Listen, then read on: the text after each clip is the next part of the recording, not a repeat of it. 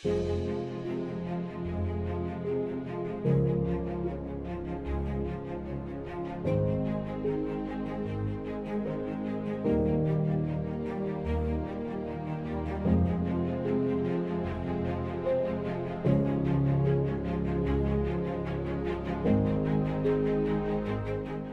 ngeen jëf merci beaucoup ci teewlu bi ngeen di teewlu ak suñu programme beneen numéro grand entretien tey ñu fas yéene jàkkaarloo ak président Modou Diagne Fada mbégte la ñu dalal suñu plateau salaamaaleykum. maaleykum salaam Alamine kontaan lool bokk ak yow plateau bi ak suñu mbokku téléspectateurs yeeg internautes yeeg lecteurs yeeg ñëpp rek.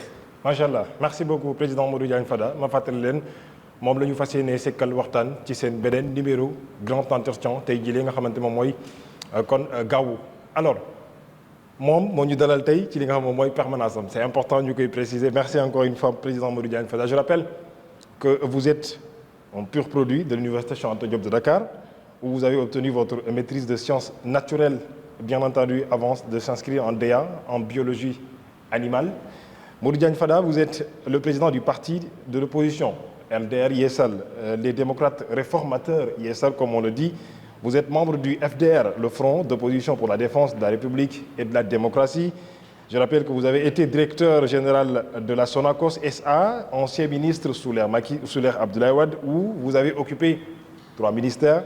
D'abord, ministère de la Jeunesse en 2000, 2 ans après en 2002.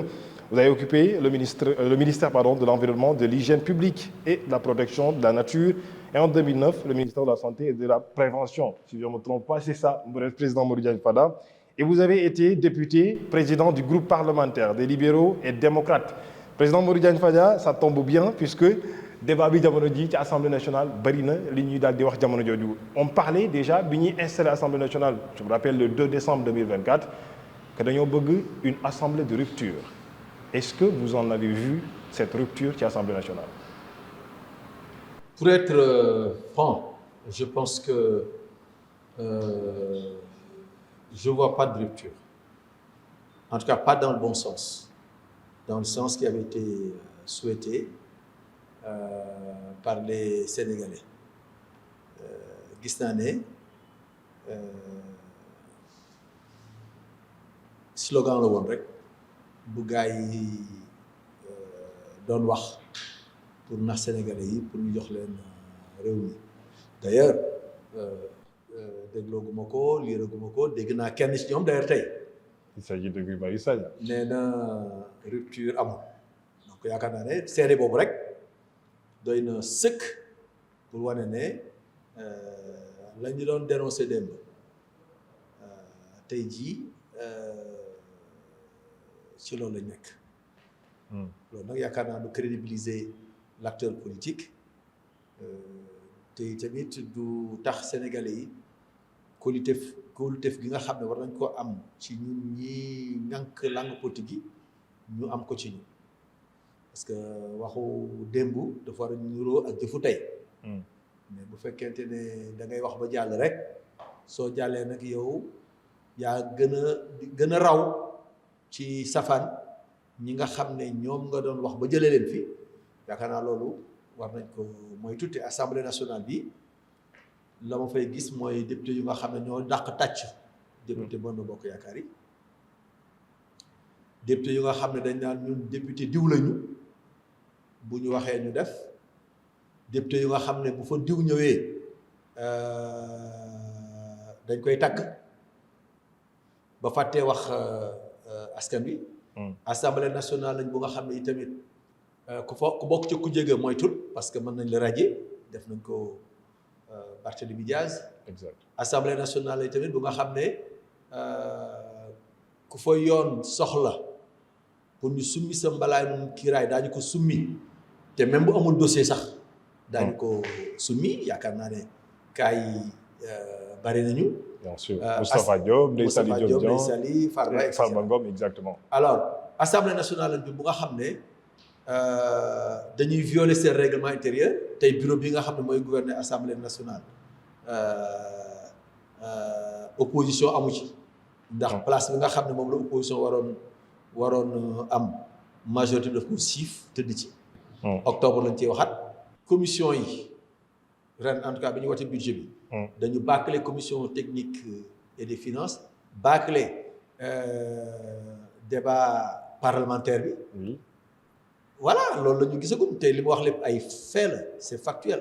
amul dara lu nga xam ne. donc boobu assemblée nationale wax dëgg yàlla yaakaar naa moo gën a yées sax boobu législature boobu. ba léegi de en tout cas xaw ma nag daañu jubbanti ci ñeenti at yi leen dese. mais ba léegi bu ñu doon bilan. mooy bilan bi gën a yées bi ñu mën a am. assemblée nationale bu nga xam ne tamit dañoo ñëwoon fekk ñu nee na député yi di wutal seen bopp oto ñoom ñu jëndal leen oto. bu ne booy te pourtant ñoom dañ doon wax ne liggéeyu député jarul oto. en fait voilà donc assemblée bii la ñoom assemblée nationale bu nga xam ne lañ am itam bu nga xam ne dàgg sante moo fa ëpp te bu opposition yëkkatee kàddu wax lu noonu ñu jëm ko toroxal. jëm ko wàcce donc boobu assemblée nationale la ñu. macha allah merci beaucoup président Modou Diagne Fada je rappelle que benn parenthèse bu ndaw la woon bu ñu ibbi woon à l'instant puisque je faisais encore une fois li nga xam moom mooy tracé waat bien entendu le parcours professionnel de président Modou Diagne Fada ci li nga xam ne moom moo jëm ci loolu mu bokk mu nekkoon en tout cas président groupe parlementaire li nga xamante ne moom mooy maanaam libéraux yi ci 13e législature bi bien entendu moo tax ñu dugg ci li ni mel alors l'actualité impose bien entendu que ñu wax ci débat boobu jëm ci wàllu diplomatie d'abord aux États-Unis dañoo gis le président nouvellement élu Donald Trump mu jël dëkk dogal ci boobu lépp dogal yenn ci ay réew yoo xamante ne mën nañu wax ne ils sont plus les bienvenus aux États-Unis y compris aujourd'hui le Sénégal en fait partie est-ce que xaaroon nga li ni mel. franchement xaaruma ko woon jëkkoon naa dégg li mu réew mi Sénégal mu ci ma ne yoon la quand même suñu dëkk exception la léegi nag bi ñu ci boolee jox ñu juróom benn fukki fan. ngir ñu mën a rassurer gouvernement États-Unis loolu dafay wane rek perception bi nga xam ne moom la pays occidentaux yi yenn pays occidentaux yi perception bi ñu am ci ni ñu yore suñu réew yaakaar naa jamonoy président Macky Sall wala jamonoy président Abdoulaye Wade kenn mënu woon a xalaat lu mel noonu. mais bu fekkee ñi nga xam ne ñoo la jiite ñoom boo nee Occident ñu waxe ko neneen ñu jàppee ko neneen boo nee institution de Bretton Woods ñu teg ca luñ ca war a teg. bis bu nekk ñu gis leen ñuy tukki ci ay réew yu nga xam ne ay putsch ñoo fa nekk ay putschistes ñoo ko yore. et vous en pensez quoi? Mais c'est une mauvaise chose c'est une mauvaise image moom la ñuy présenter ñi nga xam ne ñoom ñooy les pays de tradition démocratique réew mu mel ne Sénégal mënul di tàccu mënul di dooleel ñu nga xam ne dañoo jël nguur ak ay bali fetal. mais est-ce que dooleel la ñu def. ah soo fa demee ñu teeru la. jox la seeni micro nga tagg leen. loolu lan la dooleel la jàpp naa ne lii gënoon benn ensuite ñu gis réew mu nga xam ne léegi boo tuddee France wala Allemagne wala États-Unis wala réew yooyu ñoom ñu tourné ko neneen di xalaat yeneen réew yu nga xam ne weg nañ leen de man weg naa Chine weg naa Russie. waaye nag bu fekkente ne fi ma gën a miin daal Sénégal yi gën ko miin te tey jii booy seet réew yi gën a jàppale Sénégal réew yi nga xam ne ñooñ gën di lebal alal. ci réew yooyu nga leen fekk man su ma doon njiit dinaa ubbeeku ci ñëpp nag parce que Sénégal réew bu am indépendance la réew mu am souveraineté la. dinaa ubbeeku ci bépp pays bu nga xam ne jàpp naa ne mun na maa jàppale waaye nag du tax ma dagg wala boog ma wàññi sama digganteeg réew yooyu nga xam ne yàgg nañoo jàppale.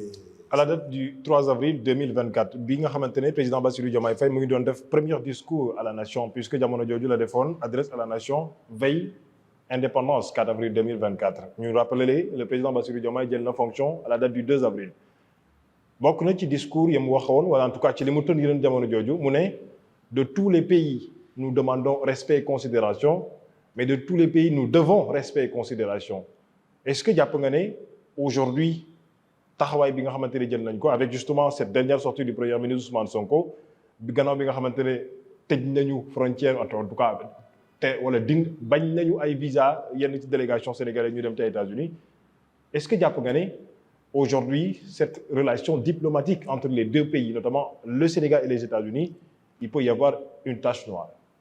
La formule du président elle est très belle mais xam nga wax amul solo su fekkee dëppwul ak jëf. da nga jàpp ne dëppwul ak jëf bi tey. non mais attends liñ jëf mooy est-ce que mos nga dégg premier ministre Ousmane Sonko mu dem Europe est-ce que mos ngaa dégg mu waxi dem Amérique fi mu koy dégg wax naa ko léegi. exactement. loolu problème bi discours bi parce que nag munoo man di ma woyofal di ma néewal ba pare yaakaar ma pour man ma jàppale la. te tey histoire li mu wane mooy tëjoon suñuy frontière diggante ak Russie par exemple moo doon gën a indi moyen de jafe-jafe que tëj suñu diggante ak États-Unis tëj frontière diggante Sénégal et États-Unis li bëgg wax mooy Sénégal yi de façon générale États-Unis lañ gën a miin États-Unis la ñuy gën di dem États-Unis aussi la ñuy gën di jëflanteel. donc lépp luy xajamal suñu diggante ak réew yooyu dañ ko war a moytu géopolitique boo nekkee opposition lu la neex waxee ci. mais boo yoree réew nag géopolitique dafa am ay réalité parce que tey lii ëmb suñu koom-koom ci réew yooyu la nekk. ñi nga xam ne ñoom la ñu yaakaar ba tey jii comme bu fekk ñeenti at ñu ngi wax souveraineté.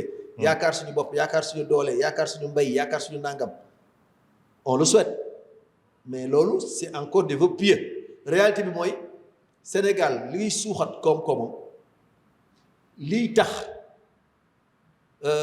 ñu mën a am alal ju ñu defee ay investissement yu ñu tabaxee ay pont yu ñu tabaxee ay hôpitaux yu ñu tabaxee ay autoroutes alal jooju ci pays occidentaux yi lay jógee wala ci institution occidentale yi lay jógee. mais est-ce que war na mën a tax ñu topp seen ginnaaw. ba lu ñu en tout cas fu ñu joxoñ ñu xool fa. déedéet du topp suñu ginnaaw warul tax ñu topp seen ginnaaw ba fu ñu joxoñ ñu xool ko waaye tamit warul tax ñu leen di xarab wala boog bala nga leen di xarab na fekk booba ñu am ci leneen lu nga xam ne ci nga sukkandiku xam man li ma jàppee complexe d'infériorité. mooy gis ne États-Unis c'est un grand pays. gis ne économiquement parlant militairement parlant géopolitiquement parlant nga bañ a nangu loolu yow nga nekk petit poussé nga bëgg a taxaw ne damay jàkkaarloo ak réew mu toll ne États-Unis c'est-à-dire loolu mooy fekk lu nga xam ne réalité la nga bëgg a taxawaayu révolutionnaire xam nga révolutionnaire surtout un révolutionnaire nag qui n'est pas très consciencieux day fekk montagne mu bëgg koo soulever wala nga fekk géej guy baawaat nga bëgg koo teeg say loxo. ñu ngi woon ci point bu am solo président ci li nga xam moom mooy jëm ci wàllum diplomatie bu Sénégal la question mooy naka nga gisee diplomatie bu Sénégal en tout cas ci nouvelle autorité yi gannaaw bi ñu jëlee nguur gi ak léegi. bon diplomatie bi tamit franchement comme ni ma wax rek suñu xel dalal ci parce que d'abord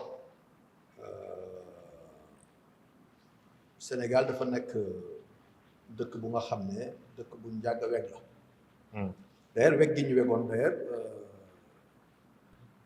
doon ñu woon koo natt ci suñu diisaay ci wàllu koom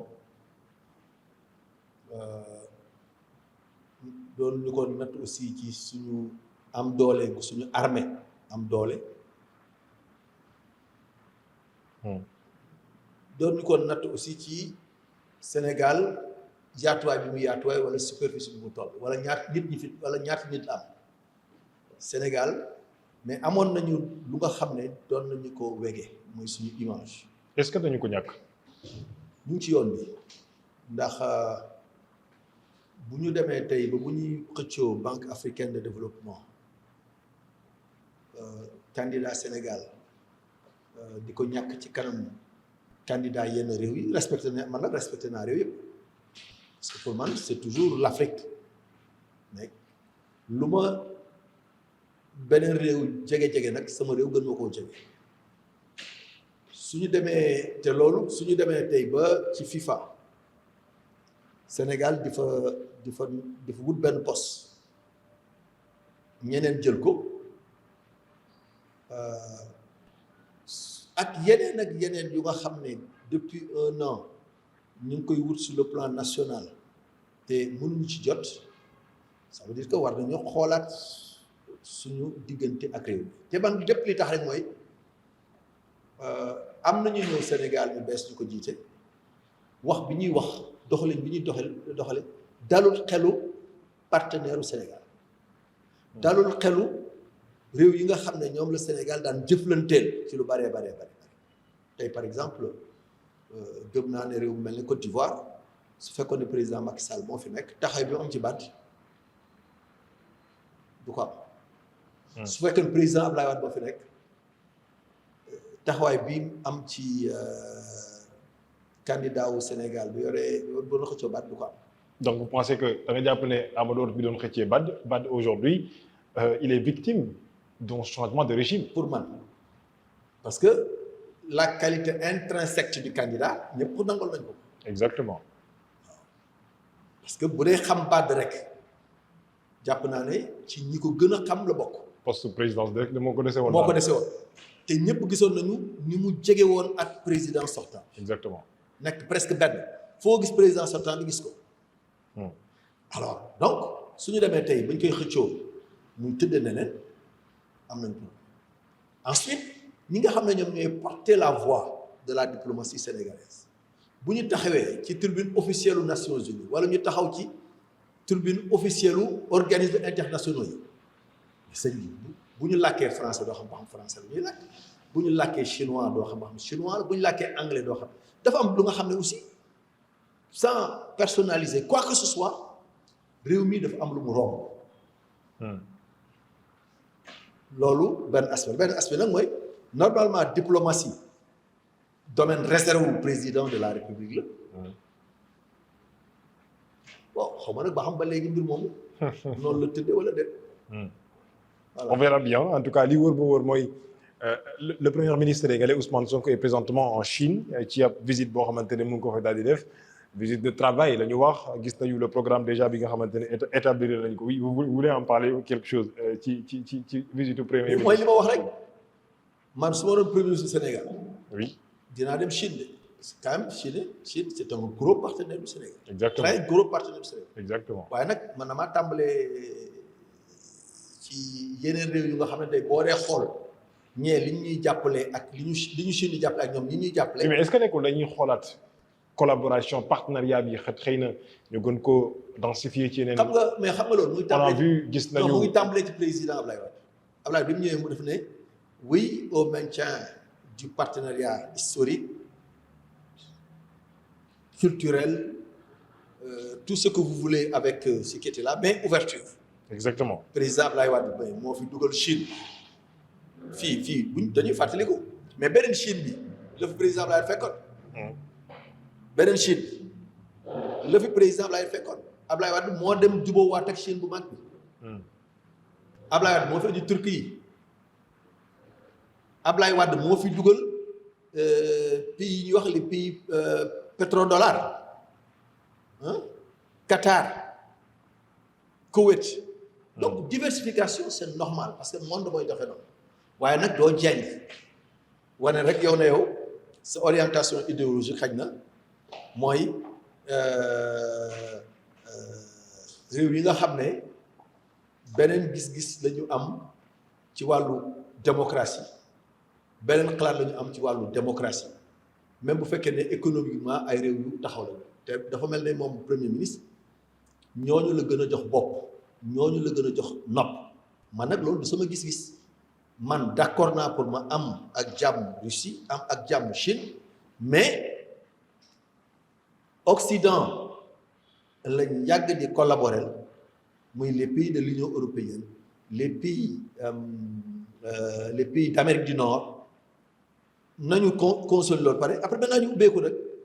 ci réew mel ne Turquie réew mel ne Chine réew mel ne Russie réew mel ne leneen mais fii dafa mel ne dañuy changer paradigme.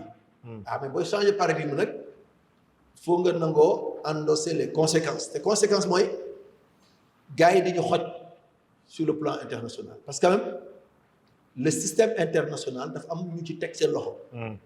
boo jubóowul ak ñoom mais fu ñu jaar di la xoj. d'accord te loolu mooy li xew. ñu wax ci dialogue politique bi nga xamante ne defoon nañu ko ci biir réew bu Sénégal un dialogue national sur le système politique je rappelle que vous faites partie de l'opposition qui avait accepté de participer librement et vous l'assumez d'ailleurs même li nga xam ne moom mooy ci dialogue boobu moi je suis un Sénégalais qui n'a pas suivi ce dialogue président Modou Diagne Fada vous étiez en tout cas un membre influent d'ailleurs ci dialogue bi en termes de résultats ou d'évaluation lan la ñu mën a jàpp ci dialogue bi. su ma la ko doon tënkal dama naan la poñ yi nga xam ne naam poñ yu am solo lañu waaye nekkul poñ yu jafe poñ yooyu ay déggoo am na ci. benn par benn mais déggoo néggandiku noonu laa ko tuddee. ci benn par benn. bulletin unique. waaw yàgg nañ koo waxtaanee ci dialogue yi ñu passé. nangu nañ ñu dugal bulletin unique waaye dañ ne niñ koy dugalee ak ni muy demee ku toogaat ñu waxtaanee ko. buñ ko naree def audit du fichier électoral d'accord nañu ci ñu saytu ko te ñi koy saytu mu nekk ñu nga xam ne ñu jàmbure lañ.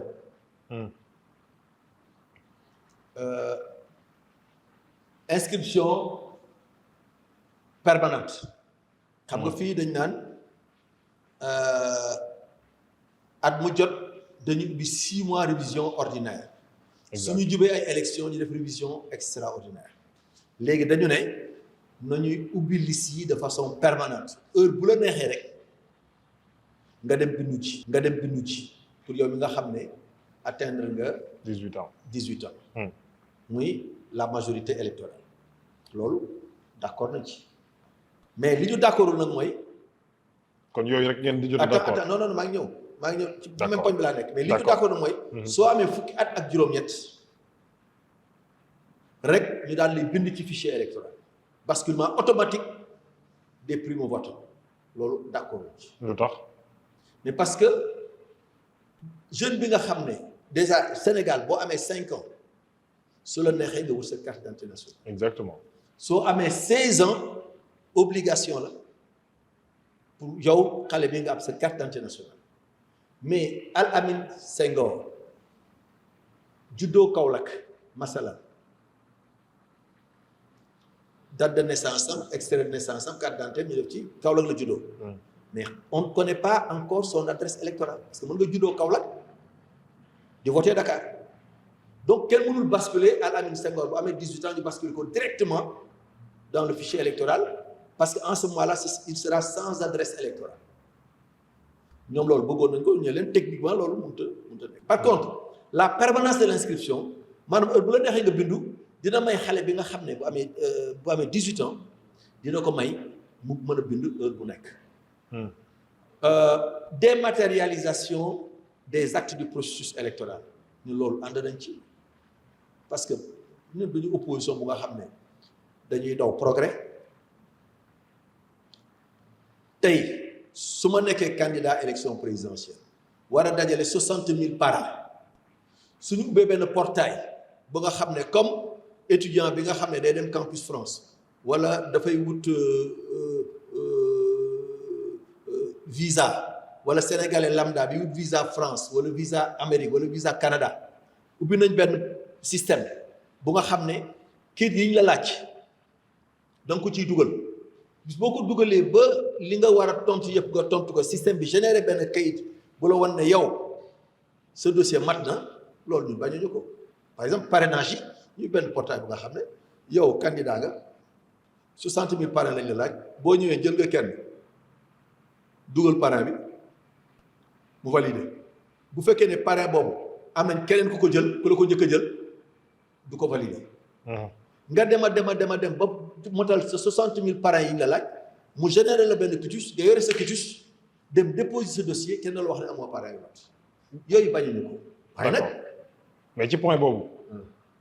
ci élection présidentielle yi coow dafa jógoon ba sax mu amoon ab dogal boo xamante ni jóge woon na ci zone CEDEAO ci boppam ñu waxoon ne nañu supprimer le parrainage est-ce que ci échéance yi ñuy dem mën nañu xaarandi suppression du parrainage. xam nga parrainage wala dafay am beneen xeetu doxalin. voilà xam nga parrainage citoyen.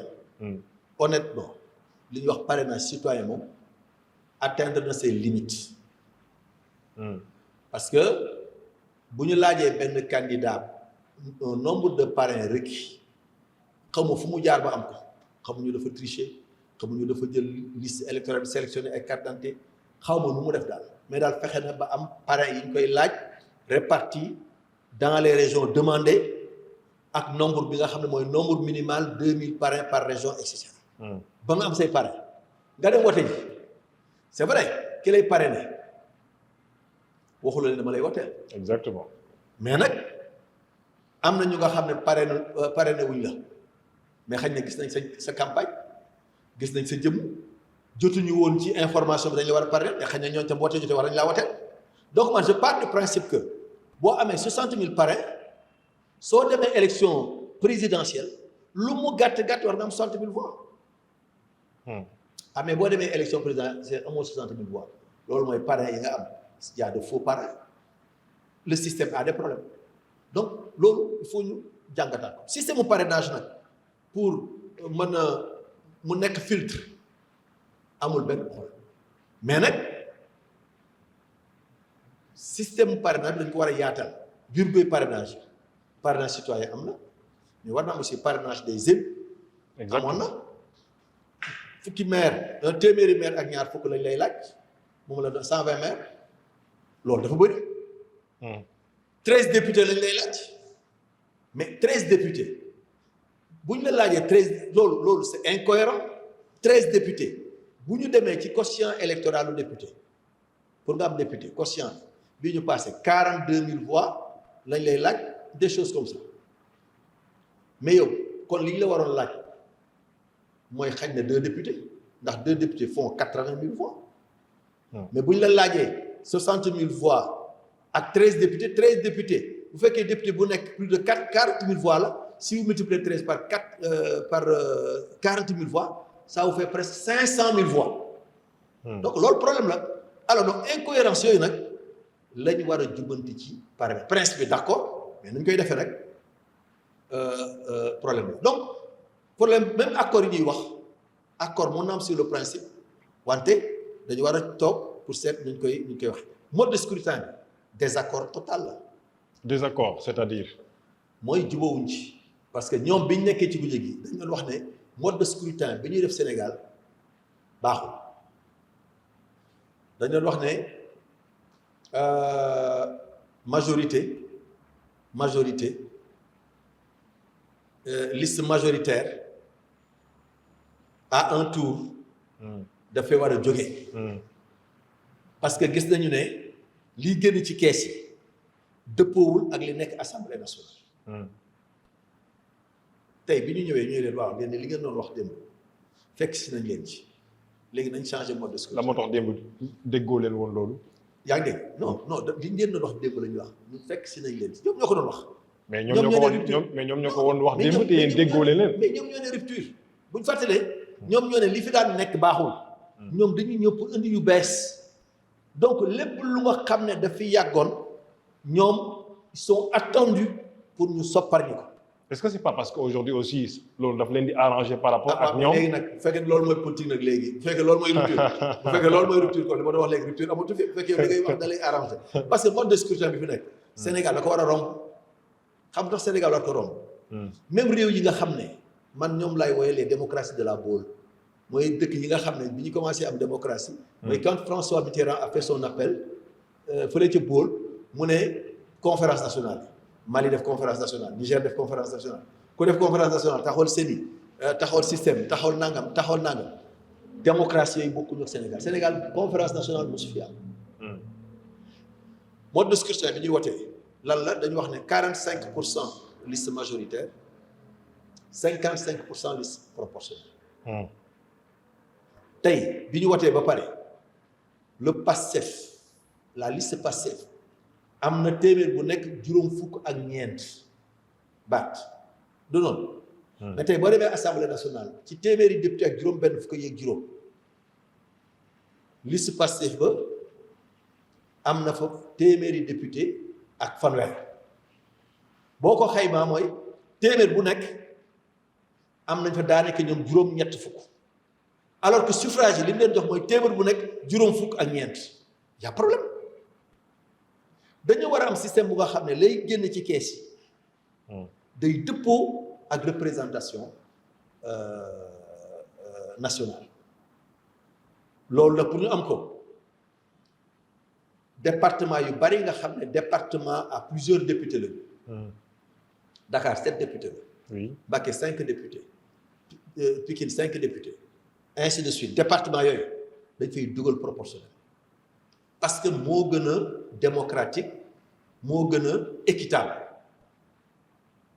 parce que man Ndakaaru laa dëkk juróom-ñaari député la ñuy fal man ak yow ñuy xëccoo yow nga ray ma fukki carte ci département Dakar nga jël juróom-ñaari député yooyu mais juróom-ñaari député yooyu représenté wuñ waa Ndakaaru yépp donc mënoon ngaa jël ñeenti député yi man ma jël ñaar yi keneen ki ci topp jël benn bi muy juróom-ñaar loolu mooy yoon loolu mooy équitable loolu mooy démocratie. d'accord loolu ci point yi nga xamante ne déggoolee wu. loolu dégguñu maintenant loolu commission procès maintenant commission réforme des institutions. oui institution bi ñu bëggoon a taxoon ñoom mooy benn kuréel bu nga xam ne dafay saytu élection yi. muy Sénat. Sénat moo fi nekk ñoom dañu bëggoon indi CENI. bon man nag d'abord tur bi ça me pose problème parce que CENI moom mooy les sous-démocraties pour man mooy réew yi nga xam ne bi ñu duggee ci démocratie yàlla. Sénégal la bokk ci.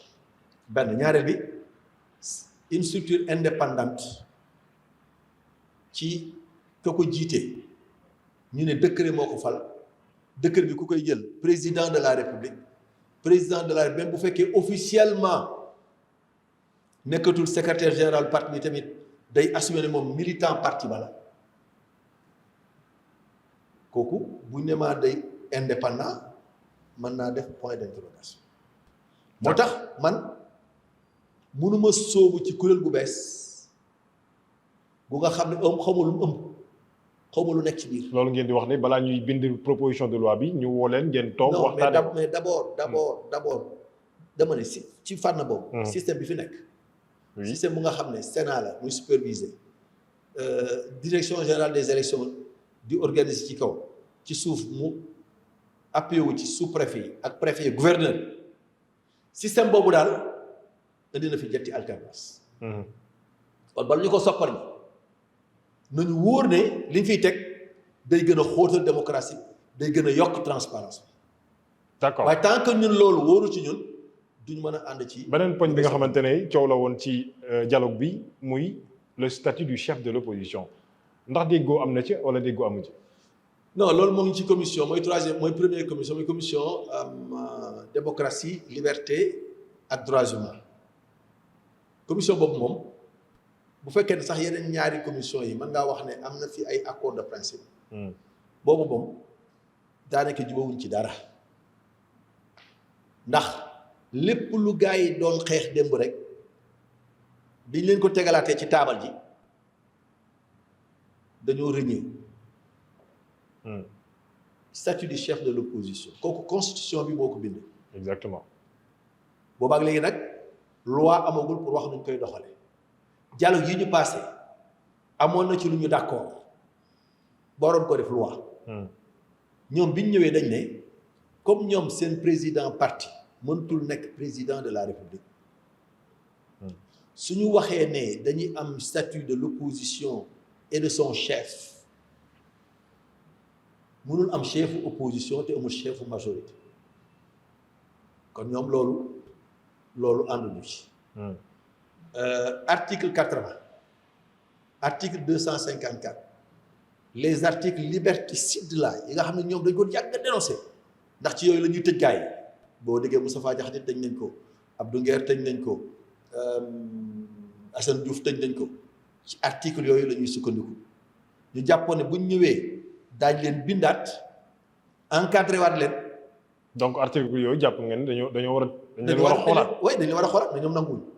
mais yéen tamit nangu leen ko woon démb bi ñu koy wax. mais non ñun attends mais xam nga nag man kon réew mi du avancé di ñun c'est parce que dañoo bañoon loolu moo tax gars yi jëlee ñu fi. ñoom ñu ne woon bu ñu ñëwee dañ koy changé te ñoom ñoo toog tey kon kay ñoo ko war a def parce que ñun lañ doon bañ lépp ak lañ doon bañ a def loolu moo tax Sénégalais yi sanctionné ñu. nañu yéen doy na. ñee nag bañ nekk fi ñun bu ñëwee dañuy changé article 80 254 nangam ak nangam. Démocratie liberté bañ fal leen ñoom ñoo ko diggee kay ñoo ko war a def ñun def ñu lu di leen fàttali ñoom li ñu diggee. beneen ponk bi cumul de mandat. cumul de mandat foofu tamit dañoo dellu ginnaaw ndax ñoom dañoo ne directeur général war na mën a cumuler ak député xam nga ki mos koo dégg ñun ñoo leen d'accord nañu député bu mu cumuler ak directeur général. député bu mu cumulé ak ministre comme c'est le cas député et cetera waaye nag député ak maire war nañoo mën a cumuler parce que élection locale wala semi locale wala semi nationale moo leen di fal ci gox lañ leen di fal. ñoom ñu ne loolu ànduñu ci donc d'accorduñ ak ñoom ci li ñuy wax cumul de mandat mais li gën a garaaw du loolu préfet bi.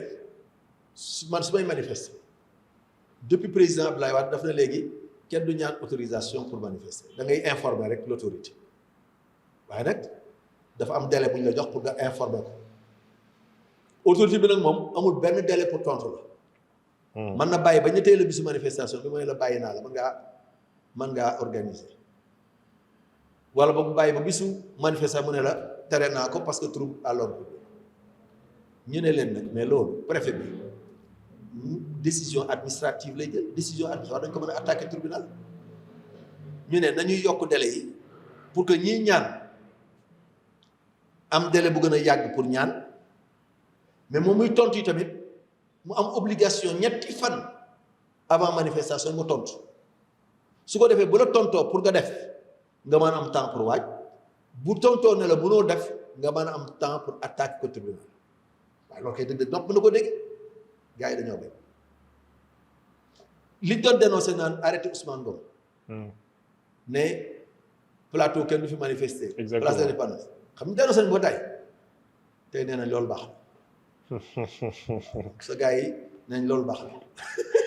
en tout cas ay points la yoo xamante ni dialogue national bi je rappelle que bokk na ci yenn yoo xamante ne am na ay consensus yeneen ñi amul consensus mais quand même on verra li nga xamante moom moo jëm ci ligne duppee maanaam recommandation yi nga xamante ne moom la ñuy yóbbu ci table président de la République laata ñuy xool mais ci politique. ngeen loolu. oui loolu il faut ñu taxawal comité de suivi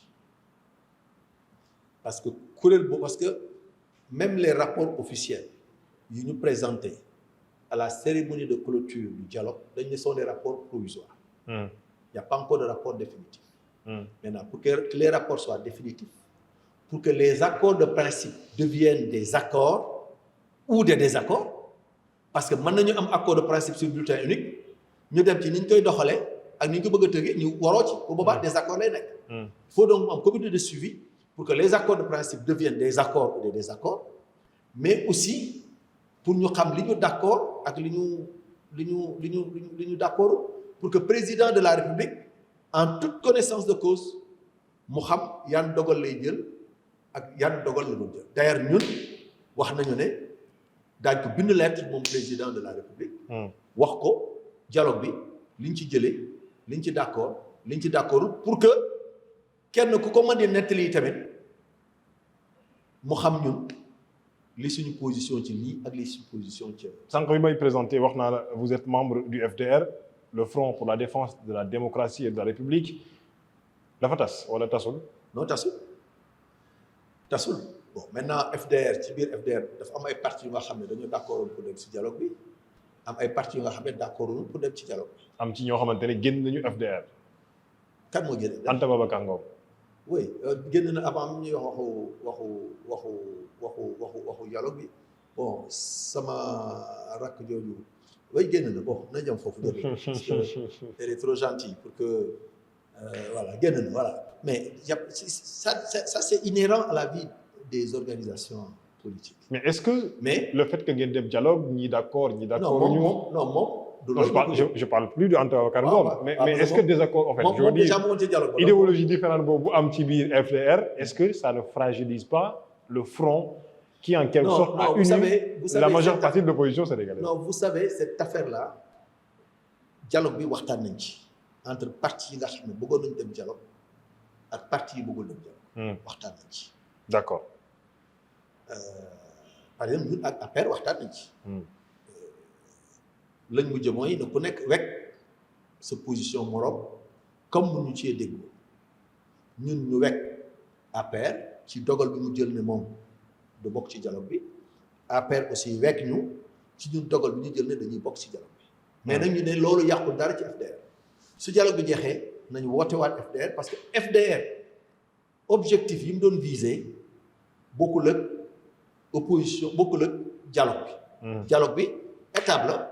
dialogue nañu pare nañu léegi nag dañuy jubluwaat ci FDR ak parti yi nga xam ne ñoo ci bëgg a adhérer à nouveau pour que ñu mën a doxal mission yi nga xam ne moo taxoon ñu créé woon FDR mais du ci indi benn réero parce que communication bi comme communication am na suñu digganteeg parti yi nga xam ne ñoo décidé woon ne duñ dem ci dialogue bi yàpp naa ne réero du fa. beneen point bi ñuy jeexalee Modou Diagne Fada balaa ñuy dem tàggatoo muy l'ancien président de la République mënuñu ñàkk a wax ci moom Macky Sall aujourd'hui dem nañu bay tudd turam ci secrétariat bu organisation des Nations Unies est-il crédible selon vous pour diriger cette institution? Ah oui, ce serait un grand honneur pour le pays d'avoir un de ses enfants secrétaire général des Nations Unies. Moi, je ne prie que pour ça. Le Sénégal le mérite. Macky Sall peut-il être candidat? Ah oui, il a l'étoffe. Mais il a l'étoffe. Est-il crédible selon vous? Il a l'étoffe, il a la crédibilité pour être le secrétaire général des Nations Unies. Il n'est pas moins crédible que Ban Ki-moon. En tout cas, Mimi Touré gëmul loolu. Oui, c'est son avis. C'est son avis. Mais man li ma gëm mooy il a la crédibilité requise.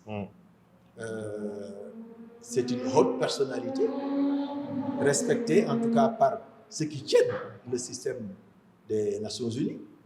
Eh bien, je pense que ce serait un grand honneur pour l'Afrique et pour le Sénégal d'avoir Macky Sall, secrétaire général des Nations Unies. Bon, maintenant, je ne sais pas s'il est candidat ou pas, j'en sais rien. Nous n'en avons ce qui n'est pas encore confirmé quand même. Voilà, nous n'en avons pas discuté. Merci beaucoup. Merci président Modou Diagne Fada bett nañu dalal la woon suñu plateau. mais bëgg nañu man tamit bokk ak yow jotaay bi di leen ndokkeel kontaan lool ci waxtaan bi ni mu tëddee. Merci beaucoup. Je rappelle président Modou Diagne Fada moom lañu doon sekkal waxtaan léegi ci seen numéro bile grand entretien beneen yoon beneen numéro ak beneen gan.